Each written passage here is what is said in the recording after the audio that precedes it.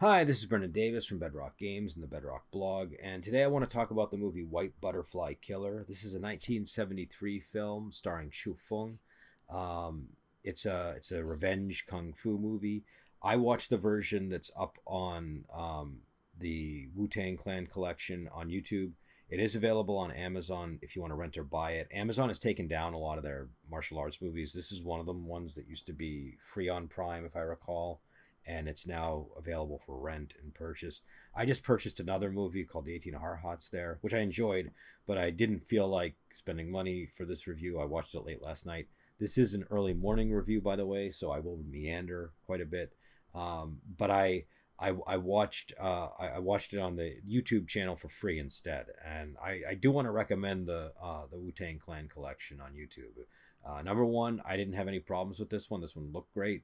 I mean, it's an old movie. It's grainy. It's got there's some quirky things, but you're gonna get that on Amazon either way. And the quirky things on this one seem to be the kind of quirky things that are almost intentional in the Wu Tang Clan collection. So like not like they're adding things in that are quirky, but when you watch it, you'll get it. But and so it's more so the on the Wu Tang Clan collection, I find those things tend to be more charming than disruptive, if it makes sense.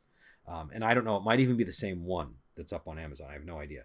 Uh, but I thought it was fine. It was subtitled, it wasn't dubbed. As people know, I'm a bit of an outlier and I'm more of a dubbing person over a sub. I do like getting the subs occasionally because I like hearing it in the in like the Mandarin and stuff, just so I know what the what it's supposed to sound like. But I find with martial arts movies, it's just I enjoy watching them more if I'm not focused on reading the subtitles as much, and my eyes are not as good as they used to be. So for me, I'm more of a dubbing person. But this was fine. The subtitles are kind of the old fashioned ones that are almost like baked into the film, is what it looks like, and you have like the Chinese above and the English below. But it was totally fine, and yeah, so the movie, it's fairly short. It's like an hour and 34 minutes, but it does have slow moments. I think the slow moments add to the movie because they help build character. They help give you some of the backstory, and they help to to make it more than just this woman picking off people for revenge. So the story is about Zhu Feng's character. I think her name is Pai or Pa. I can't quite remember, but she seems to run a sort of in brothel gambling hall type thing, and it's basically set up because 6 years prior, she was just a normal person, and her family was attacked by a gang of men, and they all raped her, and then they killed her grandfather. And at that time, they flash back to it in the various points in the movie. You can tell she doesn't know martial arts or anything like that. But when we get to the present where the movie begins, it's very clear that she knows martial arts, and all of the women that are in know martial arts.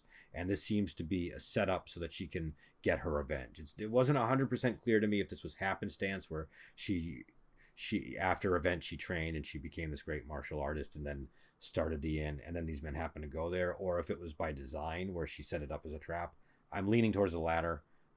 There was lines of dialogue that made me think that, but I wasn't 100% sure, and I might have just missed something key. So, but either way, she runs this inn. She's got these women. They're all and it establishes very early on with the fight scene that these women all know how to fight. And I don't think we even see her do anything in the first sequence, but it's clear that she's the boss, and she's got this power that's beyond the other women in the group. And so a man comes to the inn who was one of the men involved in the event 6 years ago, and that's when we get the first flashback sequence. The movie, again, I think a lot of people might complain about that being overdone or whatever. I thought it worked in this movie. It can certainly be overdone as a backstory, but here I thought it worked, and also I thought they did a good job of making it more complex in terms of what her character is about and what happened and what and how she goes about getting revenge. But make no mistake, this is a you did something horrible to me and I'm going to get revenge, and that's what gives it the sort of emotional rewarding quality to it. And so I think that as a backstory it works for that. especially the way that they did it, and especially because she's a good actress and she's able to really get you to believe uh, in her in both the flashback sequences and in the present moment of the movie where she's this powerful martial artist.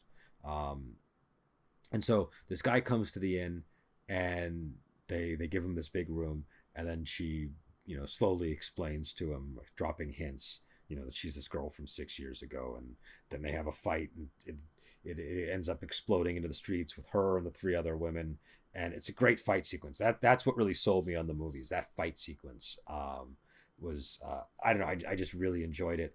I thought Hsu Feng was great. I'm normally more acquainted with her wuxia films, which she's very good in, but this is one where you get to see her do open-handed martial arts more. It's a little bit more. I think you saw her do some of that in the Fatal Econ. It's kind of got similarities with the Fatal Econ. This is definitely not the same level of budget and filmmaking, but it's still a good movie. It's not at the level of Fatal Econ, but it's a good kung fu movie, if that makes sense. And I really I was frankly blown away by the fight scenes. I thought they were great.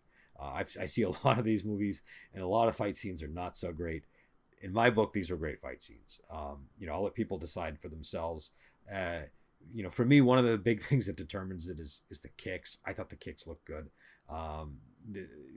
This is not like a predominantly kicking fight sequence, but what I mean is that's just where my eye tends to notice when the martial arts slip a lot, is with the kicks, and I thought the kicks looked good.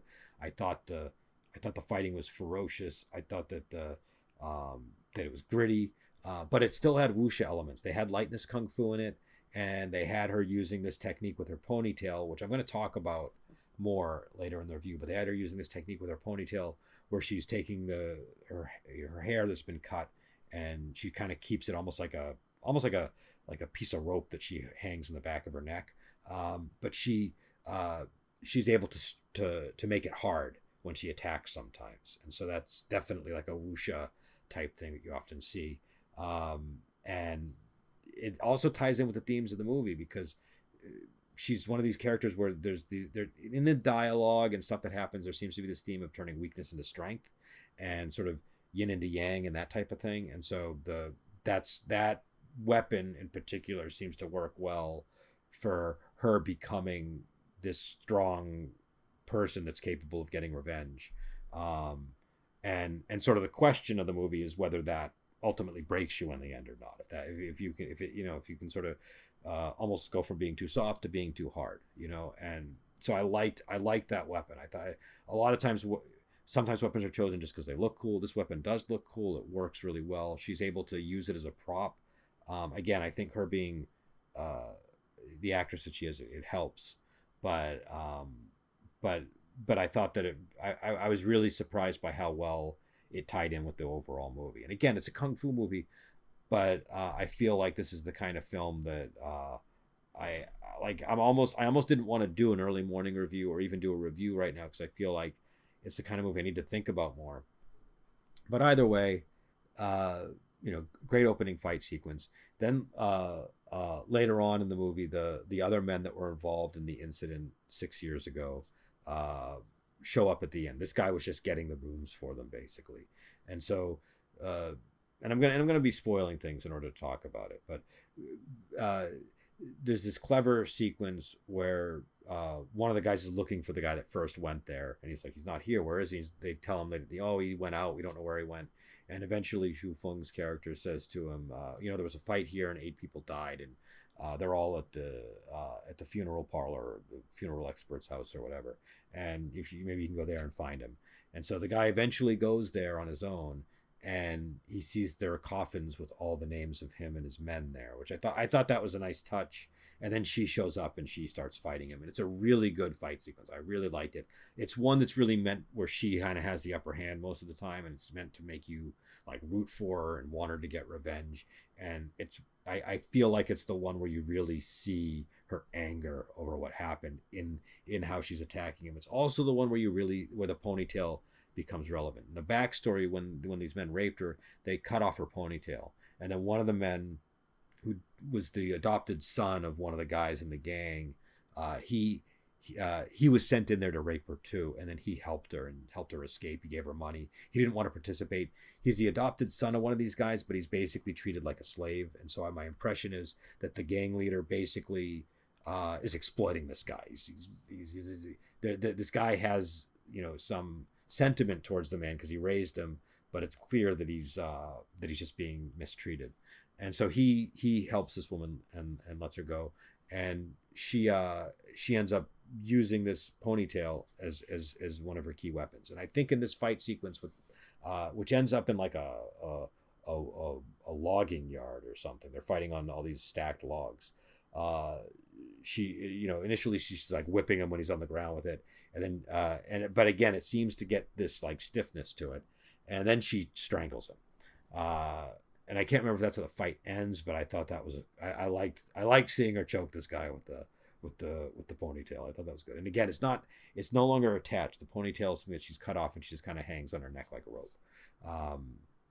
But it's good as a weapon. It's good as a prop.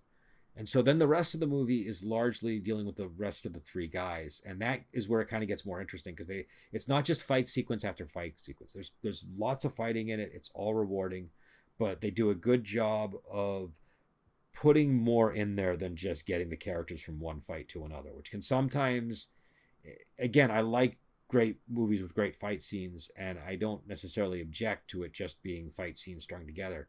But one complaint people can have is that these movies will just kind of position characters into the next fight. And I don't feel that this movie really did that. This movie is able to explore the characters, able to give us backstory, have interesting conversations among the characters.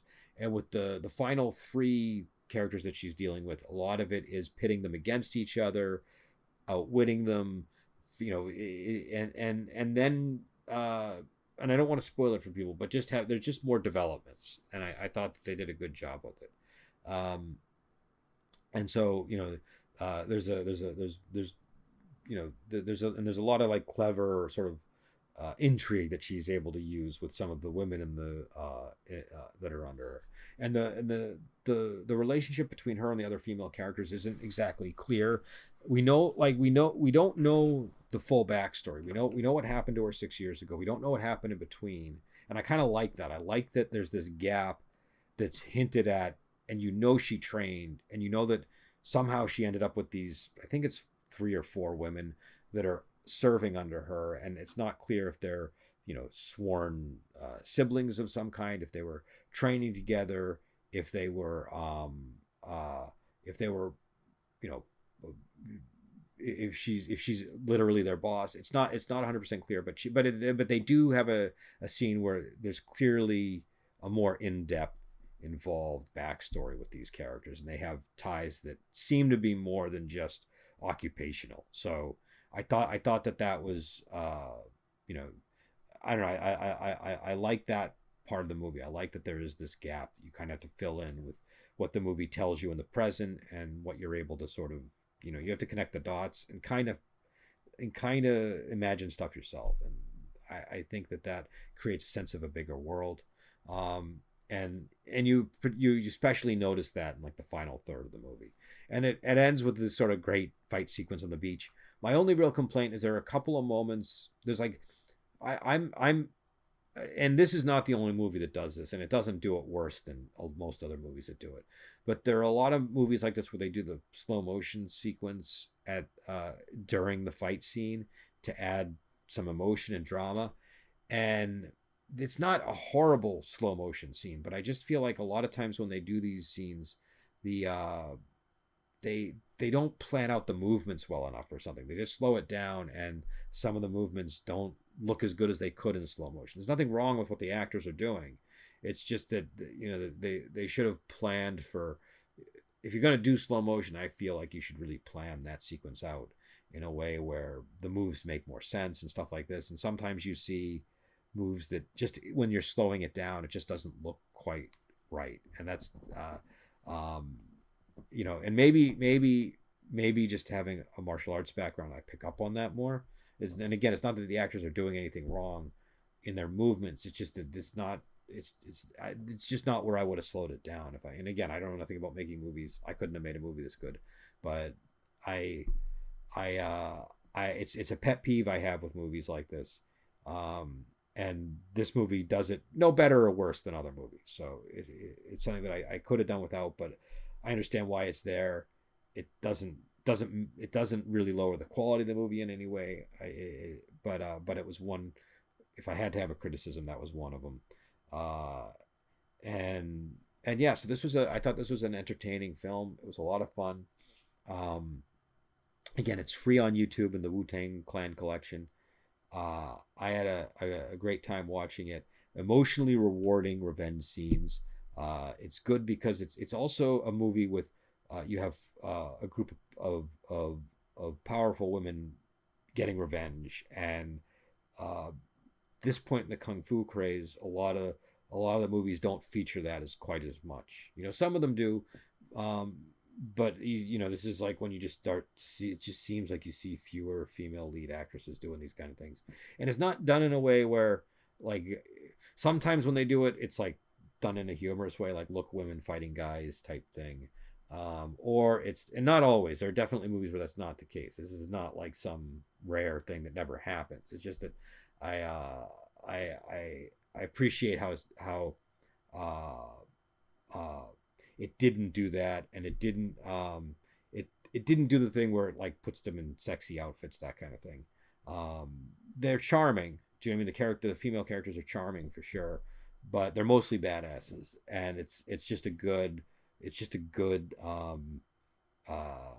revenge movie with these characters. So, and again, it definitely reminded me quite a bit of Fatal Econ. Uh, there's sort of set in a similar type location. Lots of female characters, similar type of martial arts.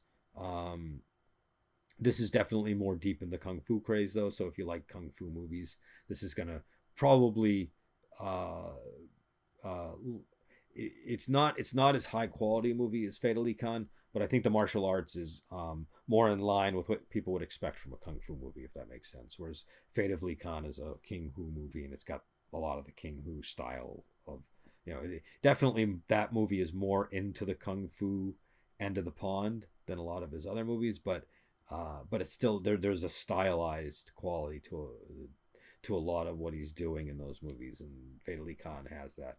This is much more direct kung fu type movie. And the kung fu sequences are good. The fighting is good. I really enjoyed it. I didn't really have any complaints, and I thought that it was it was believable, but it mixed in nice wuxia elements that were that didn't like I don't think that it's not the kind of movie where if you watch it, it's suddenly going full flying swordsman or anything like that. So it still kind of feels firmly rooted in the kung fu craze end of the spectrum. But if you like wuxia movies, you'll notice those things, and it kind of adds another layer to the film because you feel like, okay, this isn't like a wuxia type universe. Um, so yeah, so I really enjoyed it. I recommend it. I don't know why Amazon has taken down all the martial arts movies and stuff. I think that's a bummer. Um, I will say this is the way that that you're enjoying a movie is you don't take a bathroom break. You wait till the end, and this is definitely one of those types of movies. I didn't want to pause the movie. Fully capable of pausing it. It's on YouTube. I didn't want to pause the movie or anything like that at any point. I wanted to just keep watching it. Um, and yeah, so check it out. It's free. If you don't like it, you should stop watching it. It's the worst that's gonna happen. Um, the only thing that I'll warn people of is this is an older movie. It is grainy and faded. I think it still looks good on the channel that I saw it on. Um, maybe people that aren't as accustomed to the older movies, they might have trouble. I don't know, but I mean, I've seen a lot of really bad looking older movies, and this didn't look bad to me. Your eyes adjust to it pretty quickly. And I feel like it didn't look like anything was really cut out too bad or anything like that. I mean, it's definitely not the perfect aspect ratio, but like, for an older, possibly bootleggy looking movie, it's fine. Uh, so, so check it out. And again, I'm going to be doing more of these as time goes on. I'm sort of winding back the way the podcast is done a little bit. Um, I'm trying to be more tactical in what I talk about, and trying to focus uh, more on just having fun, that kind of thing. Sometimes it becomes a grind, just putting episode after episode out, and I'm trying not to do that.